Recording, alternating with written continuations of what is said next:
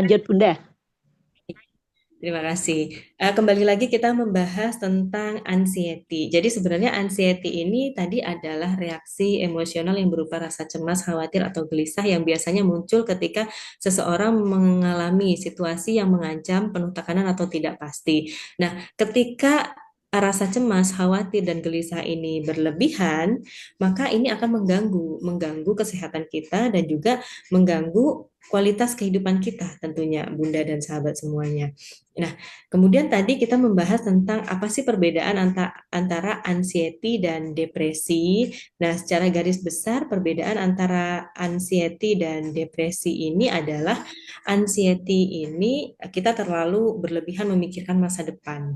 Nah, kalau depresi ini sebabnya ada sebab dari masa lalu gitu. Misalkan di masa lalu pernah ada kejadian yang tidak menyenangkan, pernah di masa lalu itu mungkin tersakiti atau di masa lalu itu mengalami ya ketakutan terhadap sesuatu dan ini akhirnya eh, imbasnya sampai saat ini gitu yang membuat seseorang yang mengalami depresi itu menjadi kehilangan minat untuk hidup gitu, nggak ada semangat hidup, kemudian rasanya tuh lelah, nggak ngapa-ngapain tapi lelah banget gitu. Nah mungkin kita pernah ya Bunda dan sahabat semuanya ada di fase ini, di fase dimana kita itu nggak ngapa-ngapain tapi lelahnya tuh luar biasa, kita tuh nggak ngapa-ngapain tapi kok kayaknya ya badan kita sakit semua dan lain sebagainya. Kita nggak ngapa-ngapain, tapi kayaknya lelah hayati gitu ya Bunda ya. Lelah secara fisik, mental, dan hati.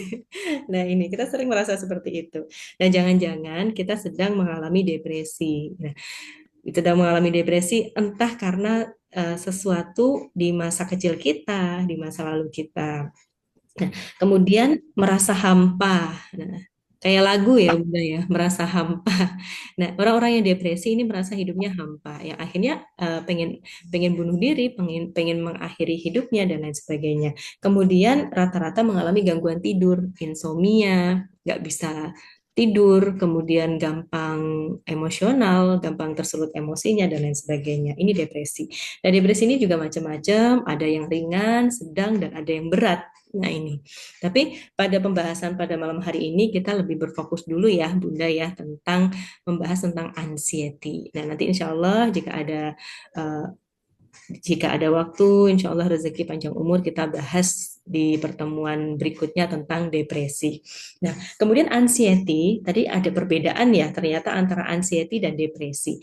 Anxiety ini bagaimana sih Bunda? Nah, anxiety ini ditandai dengan biasanya jantung berdebar-debar. Nah, berdebarnya ini nggak normal gitu, berdebarnya terlalu kencang. Kemudian napasnya pendek, kadang-kadang sampai sesak napas, terus sampai seperti pernah ya, mungkin Bunda dan teman-teman mengalami leher kita itu kayak kecekik gitu. Leher kita tuh kayaknya sakit banget untuk narik napas aja kayaknya sakit banget sampai ke dada. Nah, itu gejala anxiety. Kemudian tidak bisa konsentrasi dan sulit rileks, nggak bisa rileks, bawaannya panik terus. Akhirnya apa? Bawaannya juga panik, takut, marah-marah, dan lain sebagainya. Nah, tetapi bedanya dengan depresi tadi, kalau anxiety ini kita terlalu memikirkan masa depan gitu. Yang kita takutkan itu belum terjadi. Nah, makanya saya jadi teringat ada sebuah postcard dari seorang dokter yang beliau ini menasihati klien beliau, menasihati pasien beliau, jangan memikirkan apa yang nggak kelihatan gitu. Nah, jangan terlalu mengkhawatirkan apa yang nggak kelihatan. Nah, yang nggak kelihatan ini apa? Yang nggak kelihatan ini kan banyak. Masa depan kita nggak kelihatan. Kemudian orang-orang yang julid sama kita itu kan nggak nampak di depan kita gitu. Orang-orang yang mungkin menyepelekan kita, orang-orang yang menghina kita saat kita sedang mengalami serangan itu, orang-orang itu nggak nampak di depan kita gitu. Maka untuk orang-orang yang punya anxiety, ini coba latih diri kita untuk tidak memikirkan sesuatu yang tidak kelihatan. Jadi fokuskan pikiran kita kepada sesuatu yang real ada di depan kita gitu. Apa yang real ada di depan kita? Anak-anak kita, kemudian ya keluarga kita, sehatnya tubuh kita, ya ibadah kita dan lain sebagainya. Nah ini.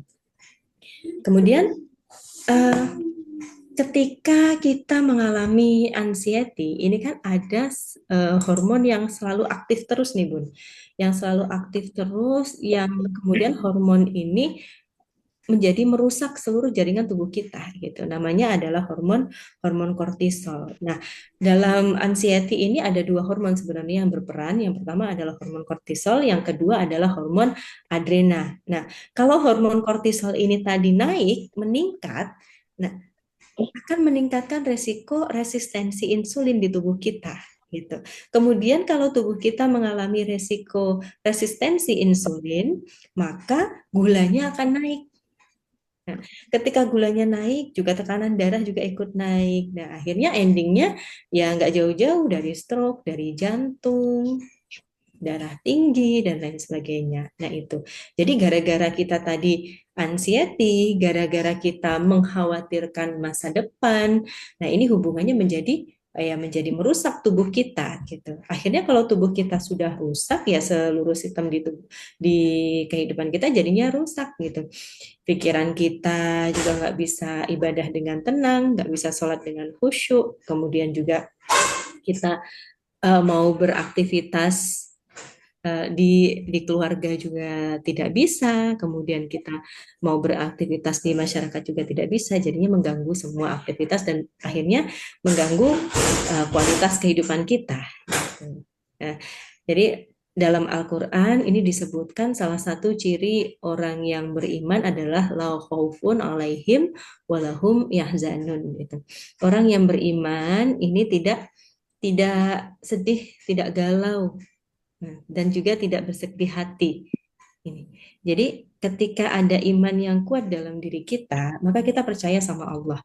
Kita percaya sama kodo dan kodar. Ketika kita terlalu memikirkan, kita terlalu takut pada hal yang belum terjadi di masa depan kita. Artinya apa? Kita sedang meragukan Allah, gitu Bunda. Kita sedang meragukan Allah. Iman kita ini nih ya sedang di posisi yang mengkhawatirkan sebenarnya. Maka ketika kita ada perasaan yang kita khawatir nih, besok itu kita akan kenapa? Kita khawatir sakit kita tambah parah dan lain sebagainya. Kita cepat-cepat istighfar. Nah, selain tadi istighfar, nanti kita akan pelajari beberapa teknik untuk bisa mengatasi anxiety. Nah, ini. Jadi ini tadi kita kenalan dulu tentang anxiety dan juga perbedaannya dengan depresi. Kemudian saya izin next. Jadi ada beberapa tipe-tipe anxiety nih, Bunda dan Bunda, Ayah dan sahabat semuanya. Tipe-tipe anxiety ini banyak sekali. Kalau di sini yang tertulis hanya 4 ya, tapi sebenarnya ada sekitar 12. Ada sekitar 12, Bun. Tipe-tipe anxiety. Nah, yang pertama ini adalah yang pertama adalah generalized anxiety disorder atau kita sering sebut dengan GAD. Nah, GAD ini apa sih, Bunda? Nah, dalam buku Diagnosa and Statistical Manual of Mental Disorder atau kita sering sebut kalau di psikologi itu DSM-5 dan juga ICD-11 International Classification of Disease. Ini generalized anxiety disorder ini adalah kekhawatiran berlebihan dan menetap terhadap berbagai hal. Misalkan pekerjaan, kesehatan, keluarga, dan masa depan. Nah, ini semuanya jadi sulit dikendalikan. Ini sulit dikendalikan oleh diri kita. Nah, biasanya berlangsungnya minimal 6 bulan. Jadi ini berlangsungnya di jangka panjang. Nah, kita bayangkan Bunda dan sahabat semua kalau misalkan setiap hari kita tuh merasa seperti ini, merasa GAD seperti ini. Padahal ya yang kita pikirkan itu nggak ada di depan kita gitu. Kita takut nanti nggak dapat pekerjaan, kita nanti takut kesehatan kita bagaimana, takut masa depan keluarga kita bagaimana dan lain sebagainya. Dan ada yang mengidap GAD ini cukup akut yang akhirnya apa? Mereka jadi bunuh diri satu keluarga gitu. Karena apa? Karena mereka merasa anxiety yang berlebihan gitu. Mereka takut nggak bisa membiayai sekolah anak-anak di masa depannya, takut tidak bisa mensejahterakan anak-anak mereka dan lain sebagainya. Akhirnya apa? Mereka bunuh diri gitu. Mereka akhirnya mengakhiri hidup mereka dan juga anak-anaknya. Naudzubillah min dzalik. Jangan sampai kita dan keluarga kita dan lingkungan kita juga mengalami seperti ini. Kita kuatkan iman kita dekatkan diri kita kepada Allah. Kuncinya adalah kita dekat sama Al-Quran. Kalau misalkan hati kita sudah mulai gundah gulana, kita ambil air wudhu. Ambil air wudhu, kita ambil Al-Quran, kita baca Al-Quran. Nah ini. Nah, tadi GAD tadi atau Generalized Anxiety Disorder ini gejalanya adalah otot kita tiba-tiba tegang. Otot tegang, sakit kepala ringan, sulit tidur. Ada mungkin Bunda dan teman-teman semuanya yang di sini kalau mau tidur itu sulit banget. Mungkin ada, boleh raise hand atau mungkin boleh di kolom chat. Kalau mau tidur tuh kok susah banget gitu mungkin Bun. Nah, kemudian gejala psikologisnya sulit fokus, kita nggak bisa konsentrasi, banyak barang-barang yang kita lupa. Kadang-kadang kita lupa nama si A ketukar sama nama si B dan lain sebagainya. Nah ini kita hati-hati bisa jadi kita mengalami GAD tadi, Generalized Anxiety Disorder. Nah rasanya nggak tenang terus-menerus. Nah ini rasanya kan sangat mengganggu ya Bunda dan teman-teman semuanya. Nah, eh, ini tadi yang pertama, durasinya rata-rata ya minimal 6 bulan, kemudian bisa terjadi selama bertahun-tahun. Nah, ini yang pertama. Yang kedua, ini disebut dengan panic disorder. Nah, ini sering nih kita alami, apalagi para ibu ya, para ibu, para wanita. Karena di sini para wanita Allah memberikan kelebihan 9 perasaan, satu pikiran gitu. Jadi kita gampang banget nih terserang panic disorder. Nah, jadi panic disorder ini adalah serangan panik berulang yang datangnya tiba-tiba tanpa pemicu yang jelas. Ya, disertai rasa takut akan serangan berikutnya. Kadang-kadang itu tiba-tiba kita kayak takut gitu ya Bunda ya, kayak takut, tapi takutnya ini nggak tahu kenapa datangnya tiba-tiba. Misalkan pas kita sendirian di rumah, tiba-tiba kita takut, deg-degan dan lain sebagainya. Nah, jadi ciri serangan panik ini atau panic disorder ini adalah jantung berdebar kencang. Kemudian sesak nafas, dada terasa tertekan, pusing, gemetar, keringat dingin, dan rasa mau mati atau kehilangan kendali. Nah ini, mungkin teman-teman ada yang pernah mengalami ini, panic disorder. Jujur saya pernah nih mengalami panic disorder. Nah ini dulu ketika setelah melahirkan, ya, setelah melahirkan hormon kita kan tidak seimbang ya. Kemudian juga psikologis kita itu masih masih tidak seimbang, naik turun dan lain sebagainya. Nah ini ketika dalam kondisi tersebut, seorang wanita itu gampang banget terserang panic disorder. Nah, sebenarnya bukan hanya wanita saja yang bisa terserang panic disorder, laki-laki juga bisa. Nah, perbedaan dengan yang tadi GAD, panic disorder ini durasinya biasanya 5 sampai 20 menit, Bunda dan sahabat semuanya. Tapi efek kecemasannya itu bisa bertahan lebih lama. Nah, kadang-kadang ya bisa sampai seharian itu kita tuh benar-benar ketakutan, cemas dan lain sebagainya. Nah, kemudian eh, ada namanya kalau di sini tadi saya belum belum menampilkan ya. Nah, ini ada namanya agorafobia.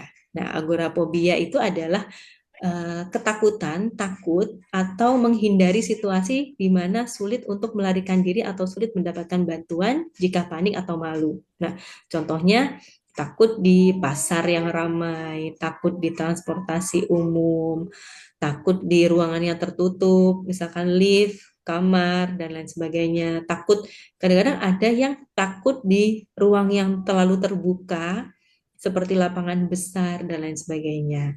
Nah, bedanya dengan fobia yang spesifik, agorafobia ini lebih luas dan sering berkaitan dengan panic disorder. Jadi saling saling berhubungan Bun dengan yang kedua tadi, yang panic disorder tadi. Ya, tetapi kalau agorafobia ini lebih karena berada di suatu tempat yang kita sulit untuk menyelamatkan diri jika terjadi sesuatu. Nah, ini. Kemudian yang keempat adalah spesifik fobia. Nah, spesifik fobia ini ketakutan yang intens, irasional, dan menetap terhadap objek atau situasi tertentu. Misalkan, kita terlalu takut melihat anjing, takut melihat laba-laba, takut melihat ular, gitu. takut melihat hewan. Ada juga yang takut melihat lingkungan alam. Misalkan ketinggian, takut air, nah, kemudian takut angin, takut badai, dan lain sebagainya. Ada yang Kalau takut, saya takut saja, iya, kalau Bunda Ida takut apa, Bun? icus. Oh, tikus. Iya, bisa, Aduh, bisa jadi kita, itu eh, merinding banget itu, geli. ya, Pokoknya takut banget dah. Aku juga Ini, fobia sama itu ular. ular. eh, ular yang mana dulu? Iya, Ular Ular kobra. beneran yang besar-besar. Takut aku tuh. iya. Kalau dulu kalau dulu takutnya sama ulat bulu, ya sampai sekarang juga masih. Pokoknya Oh, yang iya. geli-geli gitu. Ya, Kalau saya enggak takut sama ular, biarpun besar berani. Maksudnya nggak jijian gitu, iya. berani Ih, dekat. geli aku sampai merinding. Eh, ini salah satu ya, budaya salah satu ciri-ciri kita yang spesifik fobia. Nah, ini bagaimana nanti cara terapinya? Nah, nanti Cara ada ya, terapi cara khususnya. terapinya gimana tuh Ustazah? Minimal kita Itu nanti nanti. bisa menolong diri kita gitu. Ada P3K-nya ketika tiba-tiba kita itu mengalami anxiety karena melihat sesuatu yang kita takutkan tadi. Nah, nanti kita bahas di slide selanjutnya ya, Bunda dan teman-teman semuanya. Nah, selanjutnya ada Yang yang takut ketiga, karena situasi, takut di lift, misalkan takut suara keras. Nah, ini saya ada pernah mendapatkan klien yang beliau ini sama sekali nggak bisa dengar suara keras gitu. Jadi kalau dengar suara keras itu kayak deg-degan sampai mau pingsan. Nah, ini salah satu dari ciri spesifik fobia.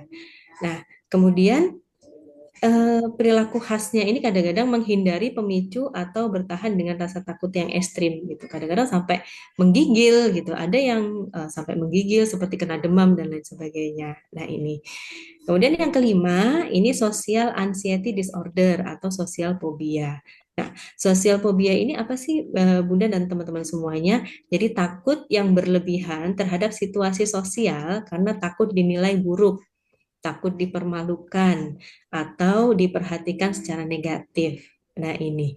Contohnya apa? Contohnya adalah ketika kita gugup gugup ekstrim saat berbicara di depan umum atau kita sering sebut dengan demam panggung. Nah, ini termasuk dalam sosial fobia atau social anxiety disorder atau SAD. Nah, kemudian takut berinteraksi dengan orang lain. Kalau ketemu orang tuh takut banget gitu. Jadi ada eh, saya ketemu klien yang beliau ini takut banget ngelihat orang asing gitu. Jadi beliau tidak mau ketemu dengan orang asing gitu. Beliau kalau ada orang asing, beliau selalu masuk kamar. Nah, ini salah satu gejala dari social anxiety disorder. Nah, yang gejala ringannya itu eh, adalah demam panggung itu tadi, Bun. Gejala ringannya hanya ketika pas tampil di depan merasa seperti ini, tapi kalau nggak tampil ya merasa biasa. Tapi yang parah itu adalah sepanjang waktu merasakan seperti ini, takut ketemu dengan manusia lain, dengan orang lain. Nah, ini. Kemudian ada yang keenam, yang kita sering sebut dengan separation anxiety disorder atau ketakutan berlebihan akan berpisah dari orang yang punya ikatan emosional kuat, tidak sesuai dengan tahap perkembangan usia. Nah, bisa terjadi pada anak, pada remaja, bahkan dewasa. Nah, gejalanya adalah kekhawatiran berlebihan atau sampai mimpi buruk tentang perpisahan, kemudian keluhan fisik sampai psikosomatis, misalkan sakit perut, sakit kepala saat mau berpisah gitu. Kadang-kadang kita seperti anak saya yang pertama itu juga mengalami ini separation anxiety disorder. Jadi ketika masuk SD, ini ketika pas saya mau pulang, selesai mengantarkan, saya mau pulang selalu sakit perut. Nah, ini karena apa? Karena takut gitu, takut pisah sama boleh, bundanya, baik-baik sih. takut pisah sama orang tuanya. Apa? Nah, ini. Nah, kemudian yang Tidur ketujuh nanti. adalah selective mutism. Kalau nggak sebentar boleh. Selective mutism ini adalah kemampuan berbicara normal di beberapa situasi, tetapi memilih diam total di situasi yang lain karena cemas. Nah, contohnya apa? Contohnya adalah anak kalau berbicara di rumah itu kalau di rumah itu bisa bicara cerewet gitu misalkan. Tapi kalau di sekolah ini kok diem aja gitu. Nah, atau mungkin sebaliknya. Nah, biasanya durasi diagnosisnya berlangsung lebih atau sama dengan 1 bulan itu. Jadi kurang lebih ya ada yang 1 bulan, ada yang lebih dari 1 bulan. Biasanya ini terjadi ketika awal-awal penyesuaian di lingkungan yang baru. Nah, tetapi ini Umur juga dulu nanti silahkan.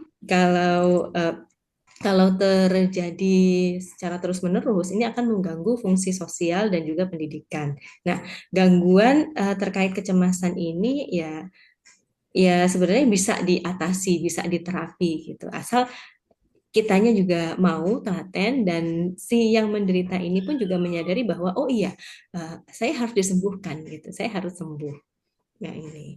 Kemudian yang kedelapan adalah post traumatic disorder atau PTSD.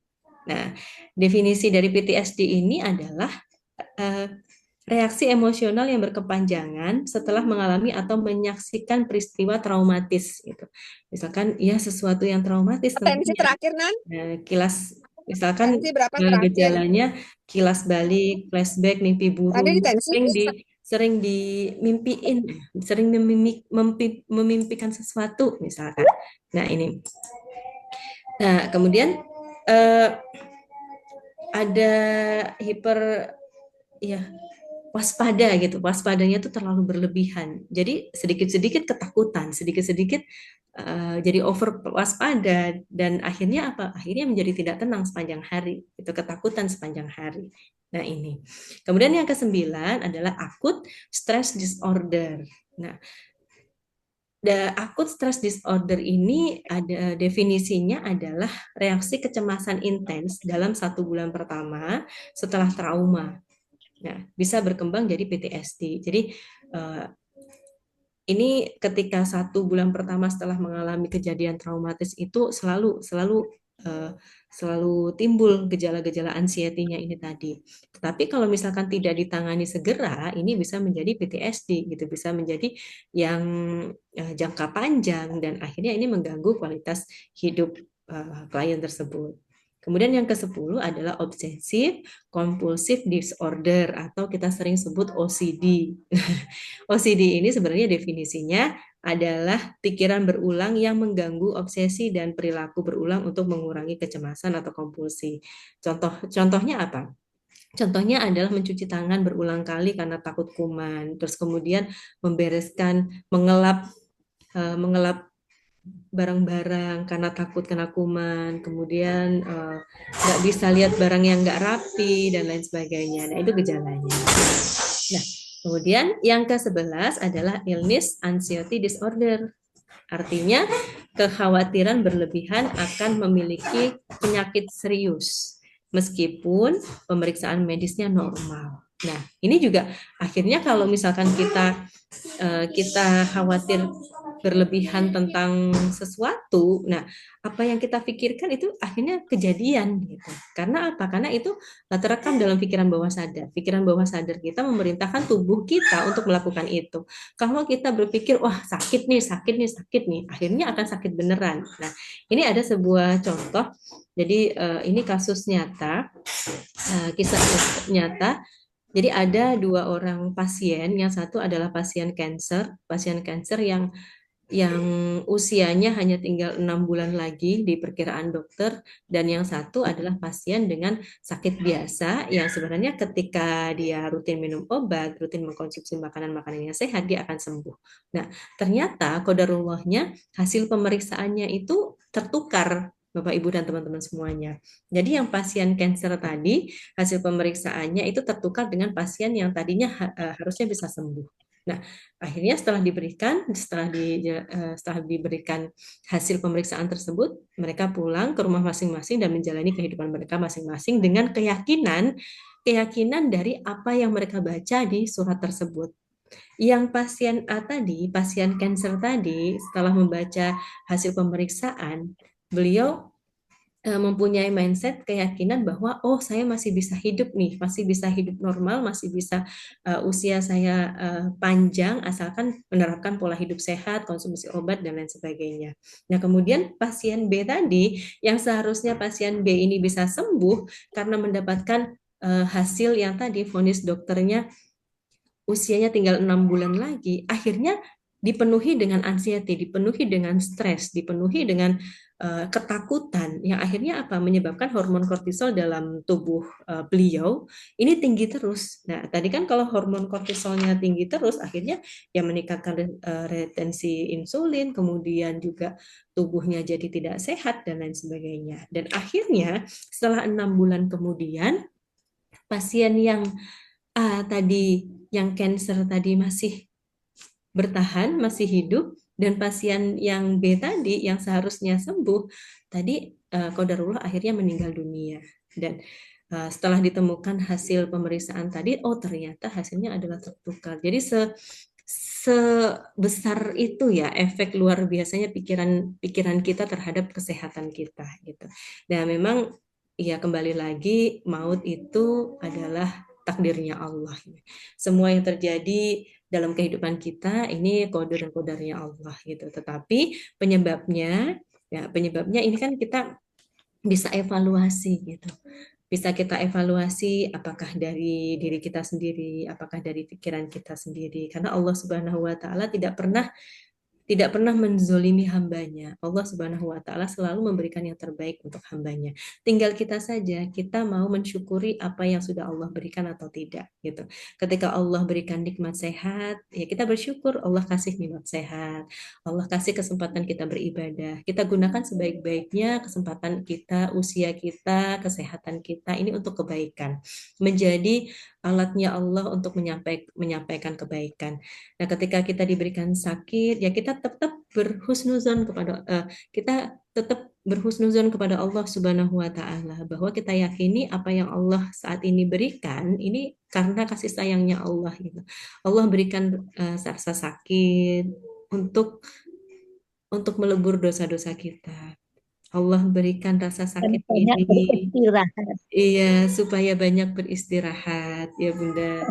Allah berikan rasa sakit ini supaya kita banyak di rumah, banyak berkumpul dengan keluarga. Nah, selalu ada ibroh dalam setiap hal yang terjadi dalam kehidupan kita. Nah, kalau kita meyakini ini, maka kita tuh nggak gampang kena anxiety. Gitu. Walaupun anxiety ini semua orang, semua makhluk hidup ini pernah mengalami anxiety, tetapi hanya eh, kadarnya ya hanya tingkat keparahan yang berbeda-beda. Nah, ini tadi ya Bunda dan sahabat semuanya. Kemudian selanjutnya anxiety ini endingnya adalah menurunkan kualitas hidup. Bukan hanya kualitas hidup kita, kualitas ibadah kita, kualitas hubungan kita dengan keluarga, dengan anak, dengan suami. Kemudian kita jadinya yang repot itu bukan hanya diri kita sendiri gitu ketika kita anxiety. Yang repot orang-orang yang di sekitar kita juga ikutan repot gitu. Karena ya gejala anxiety ini macam-macam ya Bunda ya. Tentu saja gejalanya kebanyakan hal-hal yang negatif. Jadi yang repot bukan hanya diri kita sendiri tapi juga orang lain di sekitar kita. Nah, ini. Kemudian penyebab-penyebab dari anxiety ini apa saja sih Bunda dan sahabat semuanya? Nah, penyebab dari anxiety ini ada bermacam-macam Bunda dan teman-teman semuanya. Salah satunya ini ada kita juga sering sebut dengan faktor biologis. Nah, ada juga faktor psikologis. Ada juga selain faktor biologis dan psikologis, faktor lingkungan dan juga gaya hidup. Ada juga ya bermacam-macam genetik dan lain sebagainya. Nah, genetik ini sebenarnya masuk ke faktor yang biologis gitu. Jadi kalau misalkan kita punya orang tua yang anxiety juga, maka kita juga kemungkinan gampang anxiety juga gitu. Karena ya ketika seorang ibu itu mengandung, seorang ibu itu mengalami anxiety, mengalami cemas dan lain sebagainya, hormon kortisolnya ini juga akan diserap oleh bayi, oleh janin gitu melalui plasenta. Dan akhirnya ini juga mempengaruhi kualitas hidup si bayi gitu. Bahkan bisa mempengaruhi kesejahteraan ekonominya nanti di usia dewasanya gitu. Dan berdasarkan penelitian dari banyak jurnal, dari dokter-dokter di luar negeri, ternyata efeknya bisa sampai seperti itu, Bunda.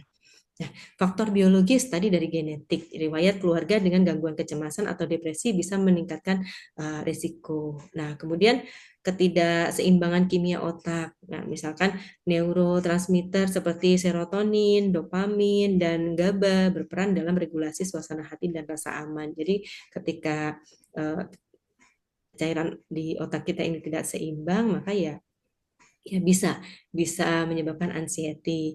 Nah, kemudian ada kondisi medis tertentu, Bunda. Misalkan hipertiroid, ya, gangguan jantung atau masalah hormon yang bisa memicu gejala yang mirip kecemasan. Nah, ini kalau sudah yang kondisi medis tertentu ini memang disebabkan karena penyakit gitu. Tapi penyakit disebabkan karena penyakit ini bisa menjadi sangat parah ketika ya kita tidak bisa menghandle anxiety kita. Gitu. Setidaknya jika kita tahu cara pertolongan pertama untuk kita meringankan anxiety itu, gejalanya tidak akan semakin parah. Nah, yang kedua adalah faktor psikologis. Ya, faktor psikologisnya seperti trauma masa lalu, pengalaman yang buruk misalkan seperti bullying, misalkan pelecehan atau kehilangan orang terdekat, kehilangan sosok ayah, kehilangan sosok ibu, misalkan kehilangan orang-orang yang dicintai. Nah, itu bisa menjadi penyebab dari anxiety juga. Kemudian pola pikir negatif, cenderung khawatir berlebihan, perfeksionis atau takut gagal. Orang yang takut gagal itu gampang gampang anxiety, Bunda.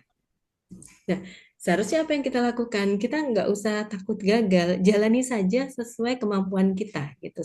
Berjuang sesuai kemampuan. Allah yang menentukan ya Bunda. Iya, nanti hasil akhir Allah yang menentukan dan Allah menentukan hasil akhirnya ini ya sesuai dengan apa yang kita butuhkan. Usaha kita. Iya, sesuai dengan usaha kita. Jadi kita jangan takut gagal karena nanti di endingnya kita akan mendapatkan apa yang kita butuhkan gitu. Jadi kadang-kadang memang sesuatu itu tidak terjadi sesuai dengan keinginan kita, tetapi selalu terjadi sesuai dengan apa yang kita butuhkan. Nah, itu yang harus kita yakini. Kemudian yang ketiga, karena faktor lingkungan dan gaya hidup. Nah, misalkan tekanan hidup, masalah finansial ini juga banyak menyebabkan orang terkena anxiety, misalkan pekerjaan atau hubungan sosial, dan juga kurang tidur pun ini juga bisa jadi masalah anxiety, Bunda dan teman-teman semuanya. Kurang tidur, kelelahan. Nah, tubuh dan otak yang lebih rentan terhadap stres ini adalah ketika kurang istirahat. Nah, kita ketika kurang istirahat itu akan rentan banyak pikiran, stres dan lain sebagainya. Nah, kemudian konsumsi kafein, kebanyakan ngopi, kebanyakan ngopi atau mungkin orang-orang yang terjerat dalam alkohol, narkoba, ini juga akan mudah mengalami anxiety gitu. Memicu. Jadi semua zat-zat adiktif itu memicu cemas. Nah, kemudian ada isolasi sosial, misalkan kurangnya dukungan emosional dari orang-orang sekitar. Misalkan di keluarga yang toksik, di lingkungan pertemanan yang toksik, nah itu bisa menyebabkan orang jadi gampang kena anxiety. Nah, ini. Kemudian ya ketiga hal ini sih yang sangat signifikan mempengaruhi orang-orang bisa terkena anxiety. Nah, bagaimana sih cara menenangkan nih, Bunda?